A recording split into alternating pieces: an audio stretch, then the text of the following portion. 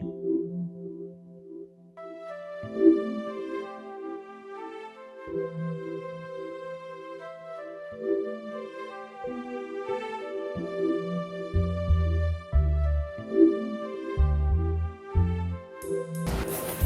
this is Brittany Madison, and you're watching Dante's Boxing Nation.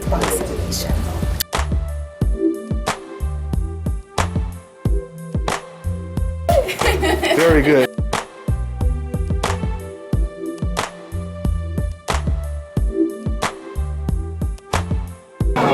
I'll get with you later about that thing, but hey, we tried. Oh yeah. All right, man. Just call him, okay? Supporter, yo? All right, Abe. So you seen Dominic Wade today in the first time in the first like 8 weeks. Right. How do you compare him, early gauge, compare him to David Lemieux, Willie Monroe, and you watched him fight? How would you compare him, early stages? First of all, I think that Dominic has more skills than Lemieux as far as boxing skills. David was a big puncher. I don't think Dominic is that kind of puncher, but I hope, as we talked yesterday, that he takes this responsibly and comes to win the titles like we did 4 or 5 years ago. If he does, we're all going to be treated, man, because I've watched, like I said, told you before, I've watched his amateur career. I know a couple guys in his camp, so I know how good a fighter he is. Andrew Consul told me about him 5 years ago in a gym down in LA. So, and what he mentioned was one of these days we're going to be facing each other. And sure enough, here we are now. So I expect a tough fight, man. I expect a tough, like the Murray fight, but Dominic being a better boxer. Did you get a reception from how he looked in the media workout? I know you didn't see it, but did anybody tell you how he looked in the media workout?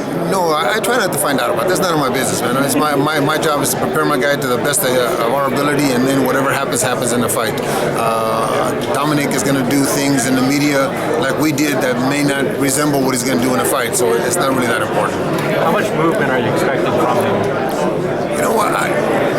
I'm kind of confused with what he says. He says he's going to go smash his face. He's going to come to fight. If he does that, we're going to have an exciting fight. If he moves a little bit, then we're going to chase him. And if it takes 1 round or 12 rounds, we're going to be chasing until we find him.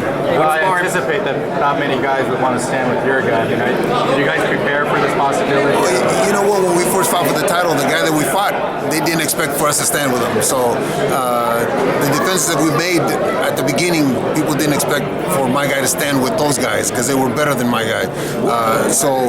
No, I expect him to beat Dominic Wade, and that's a very talented fighter. What sparring partners did you guys use for this fight? We had 4. We had Julius Jackson, Paul Mendez, Darnell Boone, and Cedric Elias. What was the game plan? Are you anticipating? Do you expect a boxer punch, or do you expect him to simply be a boxer? I expect Jay to have Dominic prepared to win the title. That's what I expect. I expect him to be 100%. I expect him to come out and do what he does best. And if he doesn't, then I'd be ashamed as a trainer that another trainer didn't prepare him to do what Dominic does best. Forget what Golovkin does best. He needs to do what he does best to try to beat us. Triple G always brings the excitement, but like in terms of his opponents, many of them have been unbeaten. But what do you think makes Dominic different? Why would fans want to watch this fight, like from like a perspective of seeing Wade against Triple G? Well, he's undefeated, first of all. He doesn't know what it is to lose, and I'm sure he doesn't want to find out what it is to lose. Like I said, I saw him in the amateurs. He had a great amateur career. I think he was an Olympic alternate or something like that. He beat a lot of good guys. He knocked out Sean Porter, as I've heard. So this guy can fight. Or knocked him down, right? But okay. a lot of less like maybe educated fans, they might be thinking, oh, when is he finally going to really fight somebody? Like, why should I keep watching? Well, as you recall, the IBF stripped Tyson Fury of his title when he didn't make his mandatory. This is our mandatory. If we don't do this, we don't fight this fight. Whether people perceive him as a threat or not, we lose the title. We get stripped also. And Golovkin's wanting to be unified champion. So this is part of it. This is what we have to do, because when you win a title, you have obligations. Just like, let's go back to Canelo and the questions that I'm being asked about Canelo too. Canelo made some assertions and signed a piece of paper that said he would fight the winner of the Wade-Golovkin fight. He's not living up to his word. So in essence, what we're doing is living up to the responsibilities and the consequences of winning a title.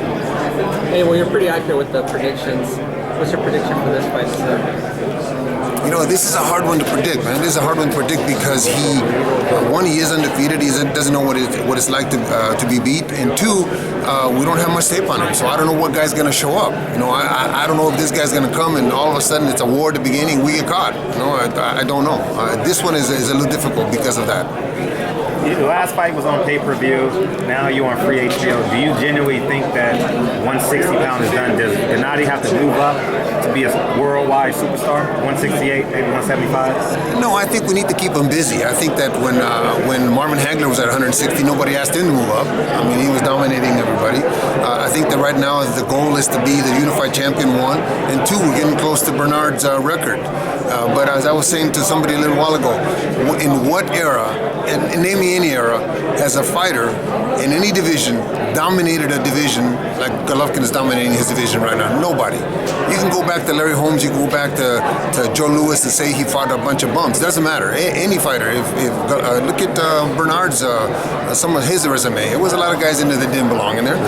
But nobody in any era is dominated like Golovkin is dominating right now. But Hagler, he had Sugar Ray Leonard, he had Hearns, he had Duran. He had Leonard three years out of retirement. 3 years out of retirement. That's true. And he got beat. Okay, and you know who Ray Leonard fought before that? Kevin Howard. And knocked him out in 9 rounds. So how do you compare Kevin Howard to Marvin Hagler and if he beats him? 3 years out of retirement. But I'm saying, but do you think that if he does stay at middleweight, which is okay, you think he needs the names though, right? For him to be compared to like a Hagler? Eventually he'll need the names, right? Eventually they're going to have to fight us. When Hagler, Leonard, Hearns, Benitez and Duran were all, it was a different era then. People fought everybody. A loss wasn't a death sentence. Today, they think if you lose, nobody wants you no more. Those guys fought each other and made for great fights. I hope that this era changes and kind of goes back to that so that we see the best fighting the best, but it's not up to us. All we can do is just continue training, continue being ready, and give opportunity to guys like we got the opportunity 4 or 5 years ago to guys like Dominic Wade.